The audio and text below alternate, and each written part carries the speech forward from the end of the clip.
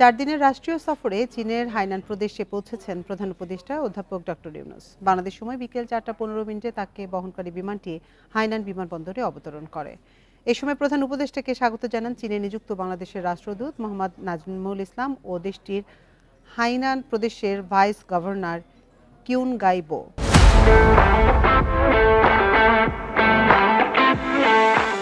হাইনানে Boao forum for Asia বা BF এর সম্মেলনে যোগ দিতে প্রধান উপদেষ্টার এ সফর। 28 মার্চ চীন সফরে প্রধান উপদেষ্টার সাথে দ্বিপক্ষীয় বৈঠক করবেন চীনা প্রেসিডেন্ট শি জিনপিং। চীনা বিনিয়োগ আকৃষ্ট করাই বৈঠকের মূল লক্ষ্য। একই সাথে দিল্লির সাথে অর্থনৈতিক সহযোগিতা বাড়াতেও আগ্রহী ঢাকা।